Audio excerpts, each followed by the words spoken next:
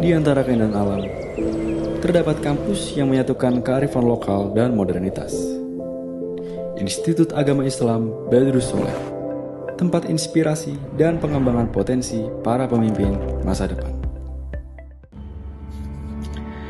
Assalamualaikum warahmatullahi wabarakatuh. Saya Suhaimi Afan SHMH dari Institut Agama Islam Badrus Soleh akan mempraktekkan tugas praktek mengajar PKDP tahun 2025 dan juga di PTP UIN 1 Tulungagung. Pada hari ini saya akan mempraktekkan pengajar sesuai dengan RPS yang ada.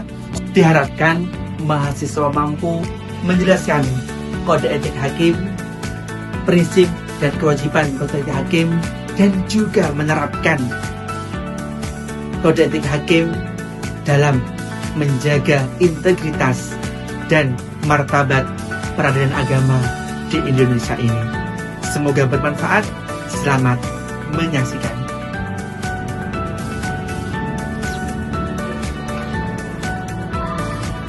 Assalamualaikum warahmatullahi wabarakatuh. Waalaikumsalam warahmatullahi wabarakatuh. Hamdan wa syukurillah, salatan wa salaman ala rasulillah, la haula wa la quwwata illa billah. Amma ba'd. Alhamdulillah, gimana kabar anak sehat semuanya? Alhamdulillah. Sebelum belajar dimulai, agar kita relax, happy, saya akan berdiri semuanya. Saudara, agar semangat dalam menerima pembelajaran atau belajar materi ini. Akan jaya. Iya, betul selesai. Cepat, dan semangat.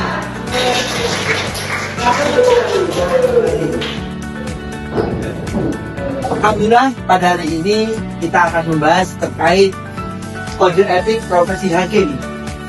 Kode etik profesi hakim ini merupakan suatu jurusan pelajaran mata kuliah yang harus dijalankan oleh mahasiswa HKI semester 4. Nah, ini semua merupakan mata kuliah kumpul perkuliahan prodi, sehingga wajib hukumnya untuk dijalankan. Baik, anak-anak, silahkan duduk yang rapi, disiapkan bukunya, tulisannya atau laptopnya untuk menulis poin-poin penting dalam pembelajaran ini.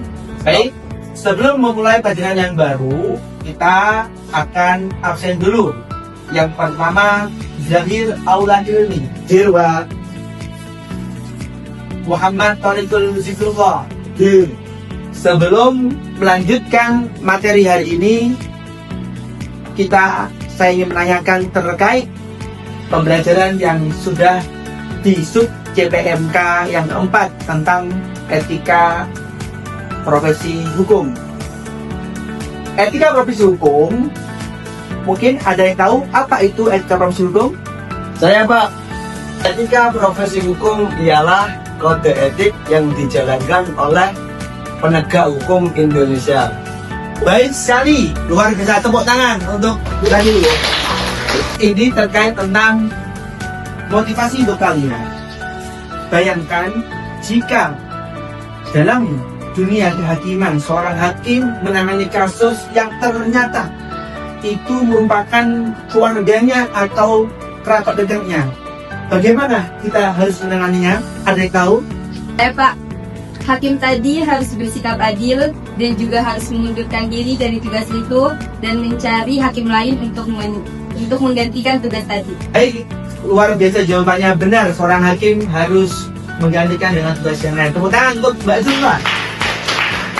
Nah, begitulah pentingnya kita semua memahami dan mempelajari kode etika profesi hukum di Indonesia.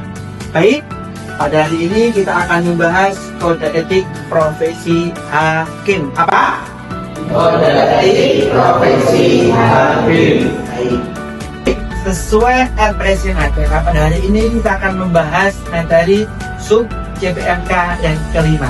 Maka perhatikan dengan baik, sub CPMK kelima, yaitu mahasiswa mampu menjelaskan prinsip dan kewajiban etika seorang hakim serta menerapkan kode etik hakim dengan baik sehingga bisa menjaga nama baik institusi peradilan agama di Indonesia ini.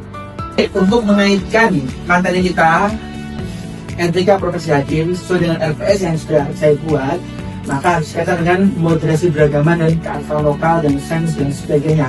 Maka saya putarkan video untuk kalian semuanya. Silahkan saksikan biar paham bagaimana mengaitkan antara materi pembelajaran tentang moderasi beragama.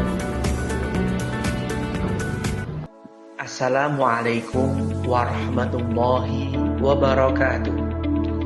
Saya Suhaimi Afan MH dari Institut Agama Islam Batu Soleh, Purwasri, Kediri. Moderasi beragama di Indonesia adalah pendekatan yang mengedepankan sikap tengah atau seimbang dalam mempraktekkan dan memahami ajaran agama dengan tujuan menghindari ekstremisme dan fanatisme yang bisa merusak kerukunan sosial. Dengan menjalankan prinsip modernisasi dalam Islam dan menjalankan 9 nilai moderasi beragama, mari wujudkan Indonesia yang rukun dan damai dengan beragama secara moderat, menghargai perbedaan, menjunjung toleransi, dan menebar kasih sayang bagi sesama. Semoga bermanfaat. Wassalamualaikum warahmatullahi wabarakatuh. Bagaimana videonya anak? Bagus?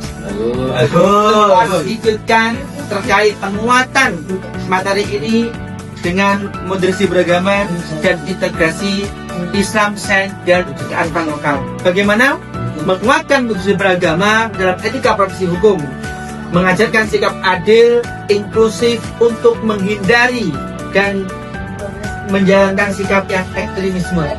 Integrasi Islam, sains, dan kearifan lokal menjadi dasar pengambilan putusan seorang hakim dalam memutuskan sebuah perkara.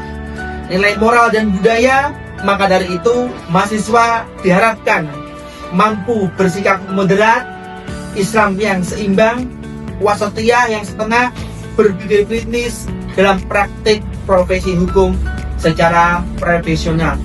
Itulah pentingnya moderasi beragama dalam etika profesi hukum. Baik anak-anak, pada hari ini kita akan membahas terkait kode etik profesi hakim sesuai PowerPoint atau bahan ajar yang sudah saya buatkan untuk kalian semuanya, maka ini harus dipahami. Etika profesi hakim, kode etik hakim merupakan pedoman moral dan profesionalitas yang harus dilakukan seorang hakim dalam menegakkan hukum di peradilan agama Indonesia. Paham semuanya? Jadi, prinsip utama kode etik hakim yang pertama harus berperilaku adil, memberikan perlakuan yang sama di hadapan hukum tanpa pandang bulu. Hukum harus seimbang dan baik sesuai dengan aturan, tidak berpihak dalam persidangan, mendengarkan semua pihak secara sesama, dan juga mengesampingkan prasangka pribadi dengan baik.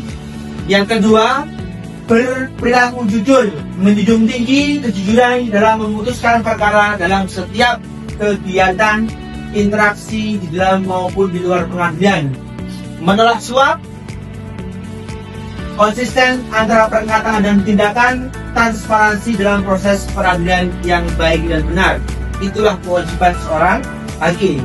Yang ketiga, seorang hakim harus berperilaku arif dan bijaksana, mengedepankan kebijaksanaan, berwibawa dalam memutuskan masalah dan memutuskan perkara yang ada, mempertimbangkan semua fakta dan bukti yang ada, menyeimbangkan antara hukum tertulis, kontekstual, dan juga rasa keadilan. Selanjutnya, membawasanya berpikiran luas dan berpikiran sesuai kode etik seorang hakim. Paham semuanya? Kode etik hakim diatur dalam kode etik pedoman perilaku hakim sesuai Undang-Undang Peradilan Agama di Indonesia, yaitu yang pertama berperilaku adil, jujur, mandiri, integritas tinggi, dan juga bertanggung jawab.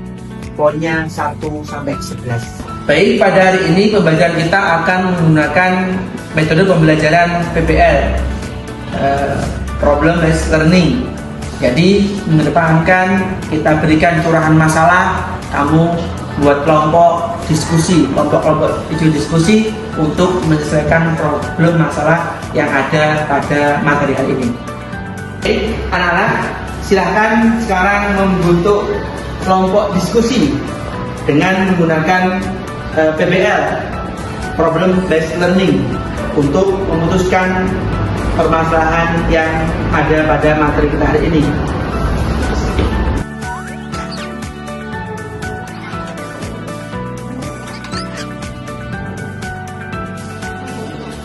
Kita akan diskusi interaktif. Saya beri problem masalahan yang ada. Seorang hakim menerima hadiah dari pengacara karena memenangkan suatu perkara. Apa yang harus dilakukan oleh seorang hakim?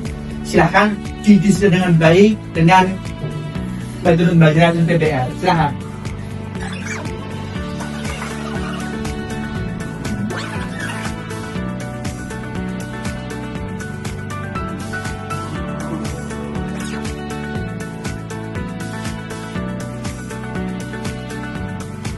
Baik, untuk diskusi hari cukup, maka saya akan menanyakan hasil dari diskusi yang kelompok ini jalankan. Mungkin dari kelompok satu ada yang ingin menjelaskan terkait hasil diskusinya?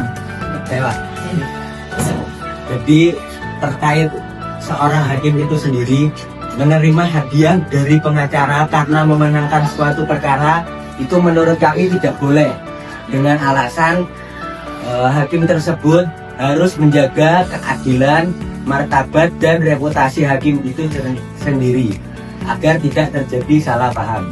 Kalau dari kami seperti itu. Sekian. Tepuk tangan untuk kelompok satu. Luar biasa jawabannya.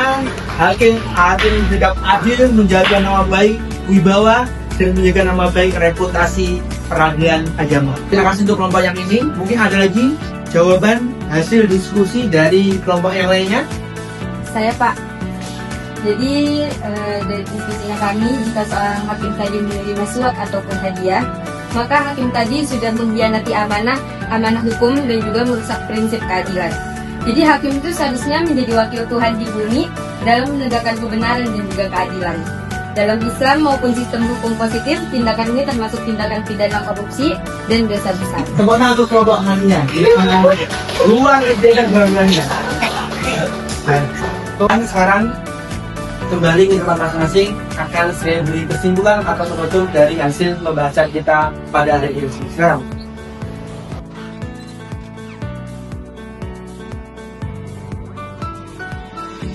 penutup atau kesimpulan pada hari ini, materi hari ini, yang masalah yang kita bahas pada pagi hari ini, yang pertama, etika hakim bukan sekedar norma, tetapi fondasi kepercayaan publik Indonesia kepada seorang hakim. Hakim harus bersikap adil, tidak condong sebelah, berperilaku yang tegas, dan juga membawa wibawa, membawa nama baik institusi peradilan agama yang ada di Indonesia. Maka seorang hakim tidak boleh menerima suap dan juga tidak boleh menerima apapun dari kliennya atau terdakwa yang sedang disidangnya. Alhamdulillah pembahasan kita hari ini sudah selesai dan diskusi berjalan lancar dengan baik. Maka saya kasih tugas kalian, tugas individu, dengan carilah satu kasus nyata hakim dianggap melanggar kode etik hukum. Bagaimana hakim melanggarnya dan bagaimana penerapannya hakim itu melanggar hukum, maka jelaskan dengan membuat evaluasi atau tulisan analisis 300 kata. Dikumpulkan minggu depan dengan KKS atau e-turing yang ada di kampus kita tercintai. Baik, terima kasih atas perhatiannya hari ini. Mari menjaga keadilan. Dengan kita menjaga etika, sama saja kita menjaga keadilan. Paham semuanya? Terima kasih waktunya. Mohon maaf jika ada kurangnya. Assalamualaikum warahmatullahi wabarakatuh.